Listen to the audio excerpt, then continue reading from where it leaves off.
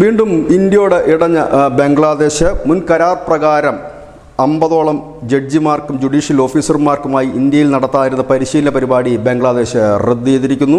Bangladesh supreme കോടതിയുടെ നിർദ്ദേശം പാലിച്ചാണ് ഇത് റദ്ദാക്കിയതെന്നാണ് ഒടുവിൽ വരുന്ന റിപ്പോർട്ട്. ഫെബ്രുവരി 10 മുതൽ മധ്യപ്രദേശിലെ നാഷണൽ ജുഡീഷ്യൽ അക്കാദമിയിൽ നടക്കുന്ന ഏകദിന പരിശീലനമായിരുന്നു ഇത്. ബംഗ്ലാദേശിൽ പിന്മാറിയ പരിപാടിയുടെ എല്ലാ ചെലവുകളും വഹിക്കുന്നത് ഇന്ത്യയാണ്. ഇതെല്ലാ വർഷവും നടക്കുന്ന ഒരു പരിപാടിയാണ്. ഈ രണ്ട് രാജ്യങ്ങളിൽ മുൻപ് പാകിസ്ഥാനിലടക്കം ഈ അഭിഭാഷകരെ അങ്ങോട്ടും ഇങ്ങോട്ടും പോവുകയും ജഡ്ജിമാർ തമ്മിൽ കൂടിക്കാഴ്ച നടക്കുകയും ഒക്കെ ചെയ്യുന്നൊരു പരിപാടി ഉണ്ടായിരുന്നു. ഇപ്പോൾ ബംഗ്ലാദേശ് ഏകപക്ഷീയമായി ഇതിൽ നിന്ന് പിന്മാറിയിരിക്കുന്നു. തങ്ങളില്ല ഇന്ത്യയിലേക്ക് ഈ പരിപാടിക്ക് എന്ന് പറഞ്ഞുകൊണ്ട് അവർ പിന്മാറിയിരിക്കുകയാണ്. ഏതായാലും റദ്ദ് ചെയ്തതിനെക്കുറിച്ച് ഇന്ത്യയുടെ ഭാഗത്തുനിന്ന് പ്രതികരണമൊന്നും ഉണ്ടായിട്ടില്ല.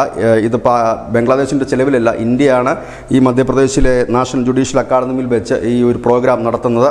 News India Malayalam.